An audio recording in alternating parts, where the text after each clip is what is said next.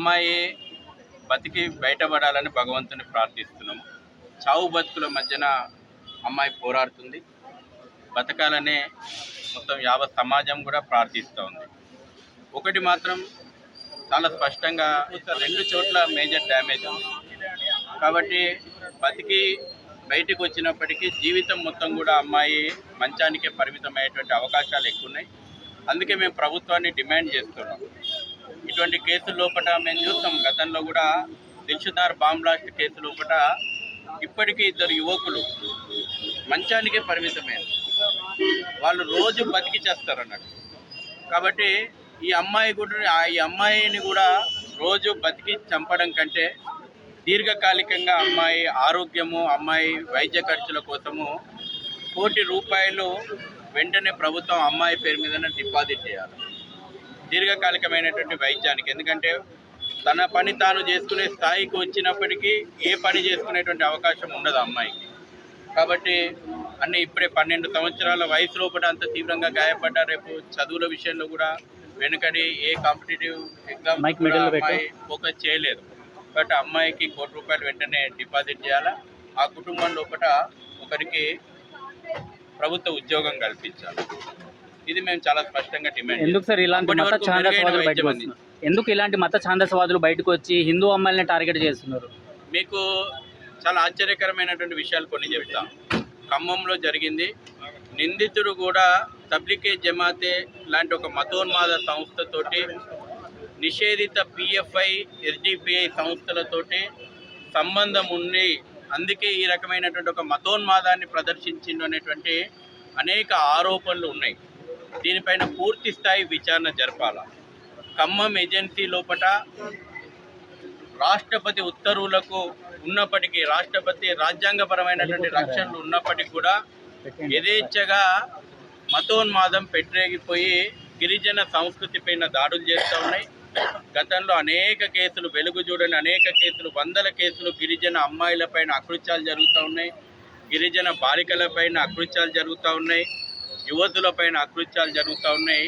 ఖమ్మము, అదేవిధంగా భద్రాచలము, అదేవిధంగా అనేక ఇల్లందు, పాలేరు లాంటి గిరిజన ప్రాంతాల లోపల మతోన్మాదం పెట్టరేగిపోతుంది. తబ్లిగే జమాతే సంస్థ విచ్చలవిడిగా విదేశీ నిధులతోటే మత మార్పిళ్లకు పాల్పడుతుంది. అక్రమ మదర్సాలు వచ్చినాయి. ఖమ్మంలోని లకారం చెరువును ఆక్రమించి ఇవాళ అక్రమ మదర్సాలు వచ్చినాయి. చుట్టుపక్కల ఉన్నటువంటి మదర్సాల లోపల వేలాది మంది బంగ్లాదేశీ, రోహింగ్యా ముస్లింలను తీసుకొచ్చి మదర్సాలలో పెట్టి ఖమ్మం డెమోగ్రఫీ మార్చేటువంటి కుట్ర జరుగుతూ ఉంది. గతంలో అనేక సార్లు కలెక్టర్ దృష్టికి, అక్కడ ఉన్నటువంటి పోలీసు దృష్టికి కూడా మేము ఈ విషయం తీసుకొచ్చినాం. అయినా ఓటు బ్యాంకు రాజకీయాలు ఇవాళ వాటి మీద చర్యలు తీసుకోవడం లోపల వెనుకడిగేస్తున్నాయి. మనం కూడా ఇవాళ చూస్తున్నాం, ఇక్కడ సెలెక్టివ్ సెక్యులరిజం. ఇవాళ బాధితురాలు హిందూ మహిళ అమ్మాయి, నిందితుడు ముస్లిము.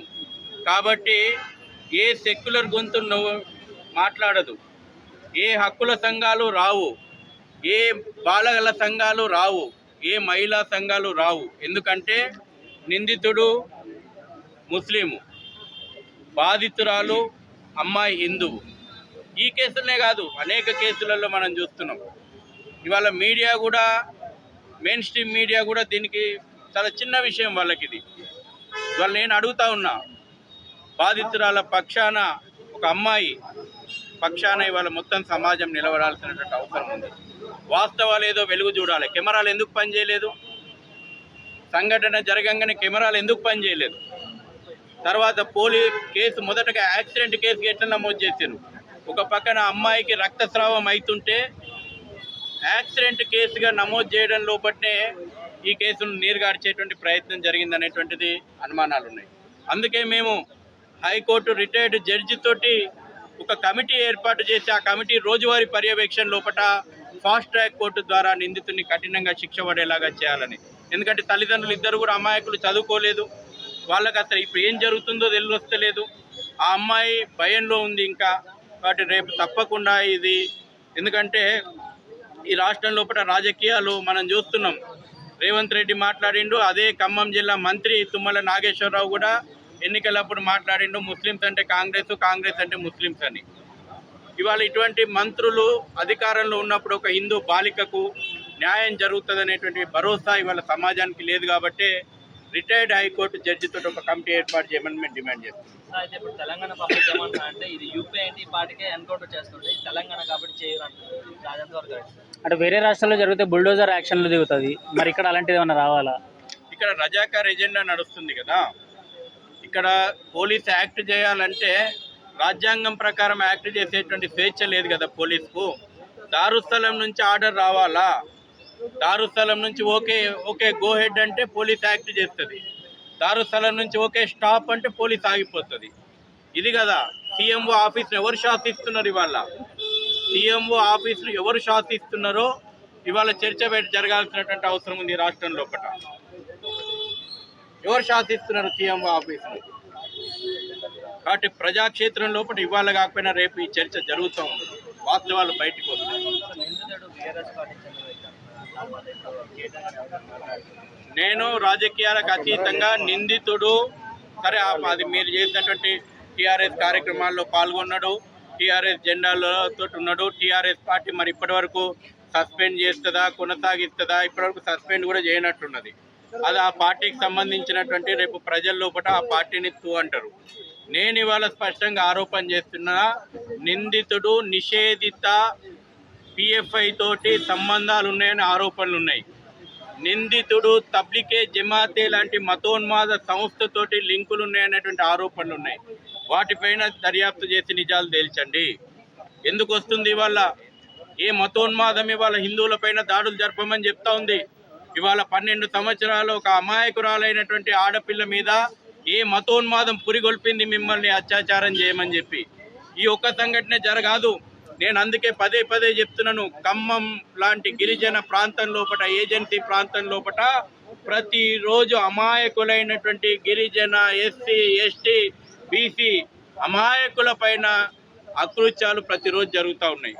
ఈ రాష్ట్రం లోపల ఈ ప్రభుత్వం ఒక వైట్ పేపర్ రిలీజ్ చేయండి, ఎవడు అకృత్యాలకు పాల్పడుతున్నది, ఏ మతోన్మాదం పురిగొల్పుతుందంటే నిందితుల యొక్క కేసు వివరాలు మొత్తం ఈ రాష్ట్రం లోపల ఉన్నటువంటి వివరాలు బహిర్గతం చేయండి.